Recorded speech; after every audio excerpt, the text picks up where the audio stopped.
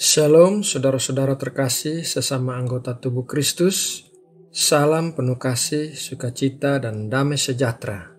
Semoga saat ini kita semua dalam keadaan sehat dan baik-baik saja. Saudaraku, mari kita berdoa untuk memulai renungan malam hari ini. Tuhan Allah kami, sumber damai sejahtera dan pengharapan kami, kehadapan-Mu kami datang, kami bersujud membawa korban pujian dari kedalaman hati kami. Kudus, kudus, kuduslah Engkau Tuhan, Raja di atas segala raja, Tuhan di atas segala Tuhan. Malam ini sebelum beristirahat kami mau bersaat teduh karena kami menyadari bahwa kami membutuhkan firman-Mu setiap hari. Firman yang akan menjadi pelita bagi kaki kami dan terang bagi jalan kami. Terima kasih Bapa. Dalam nama Tuhan Yesus Kristus kami berdoa dan mengucap syukur. Amin. Saudara terkasih, ayat Alkitab yang menjadi bahan renungan kita diambil dari Yakobus 2 ayat 1. Mari kita baca bersama-sama. Saudara-saudaraku, sebagai orang yang beriman kepada Yesus Kristus, Tuhan kita yang mulia, janganlah iman itu kamu amalkan dengan memandang muka. Seorang Kristen yang bertumbuh di dalam Kristus harus berhubungan dengan segala macam orang yang berbeda. Apabila dalam berhubungan dengan orang lain, kita mengukur nilai seseorang berdasarkan kriteria tertentu, maka firman Tuhan mengatakan bahwa hal tersebut adalah dosa. Mari kita baca dalam Yakobus 2 ayat 9. Tetapi jikalau kamu memandang muka, kamu berbuat dosa, dan oleh hukum itu menjadi nyata bahwa kamu melakukan pelanggaran. Saudaraku, dosa pilih kasih memiliki julukan lain, seperti rasisme, klasisme, dan kulturalisme. Rasisme adalah praduga terhadap seseorang yang warna kulitnya berbeda dari kulit kita. Klasisme adalah praduga terhadap seseorang yang status ekonominya tidak sepadan dengan status kita. Dan kulturalisme adalah praduga terhadap seseorang yang gaya hidupnya, cara berpakaiannya, atau kesukaan-kesukaan pribadinya berbeda dari kita. Dosa pilih kasih terjadi apabila kita memutuskan bagaimana kita memperlakukan orang lain berdasarkan warna kulit mereka, status ekonomi mereka, atau budaya mereka.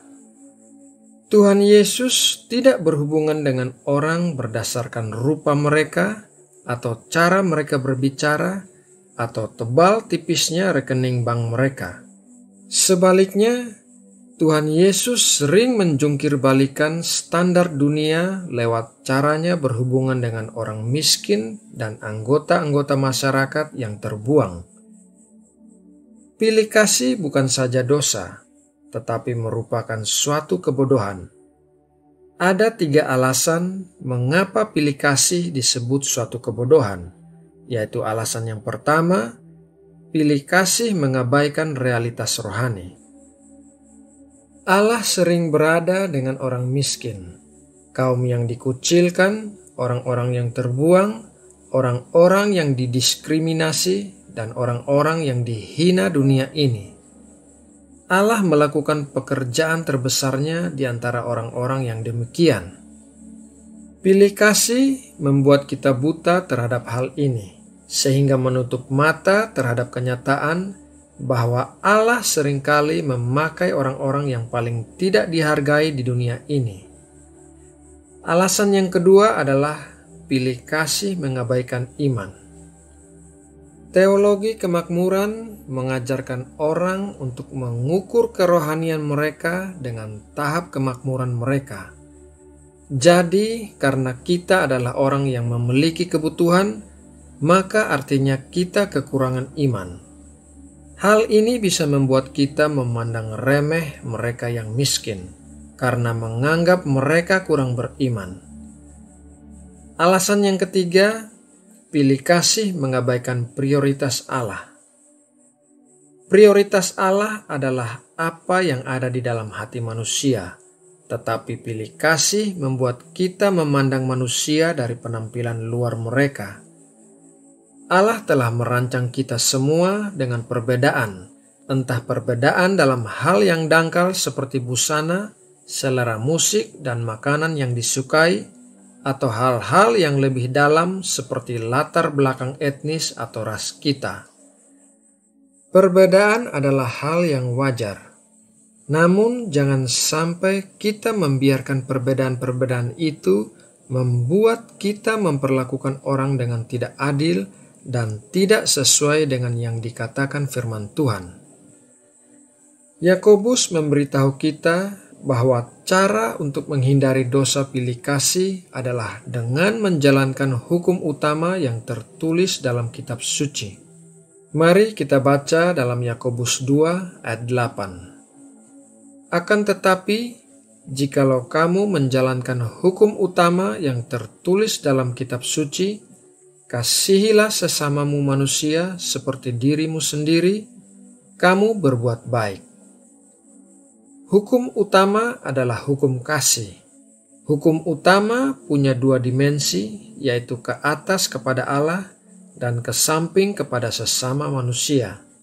Dan keduanya berhubungan erat karena kita tidak bisa mengasihi Allah kecuali kalau kita mengasihi satu sama lain.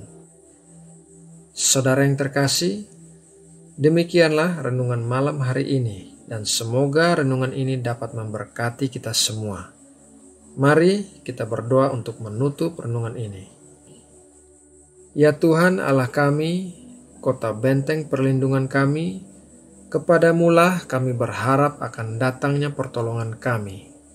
Terima kasih ya Bapa untuk berkat firman-Mu malam ini yang mengingatkan kami untuk tidak melakukan dosa pilih kasih.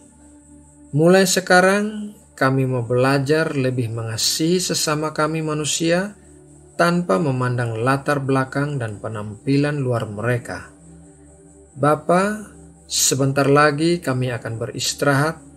Kami berdoa agar kiranya Engkau melingkupi tidur kami dengan berkat-berkat rohani, damai sejahtera dan ketentraman yang berasal dari Engkau, dan juga melingkupi kami dengan perlindungan terhadap hal-hal yang jahat.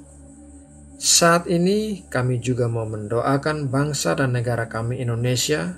Kami berdoa agar Engkau mencurahkan berkat-berkat kemakmuran bagi bangsa Indonesia, ketentraman di seluruh wilayah Indonesia, dan keamanan. Terima kasih Bapa, dalam nama Tuhan Yesus Kristus kami berdoa dan mengucap syukur. Amin.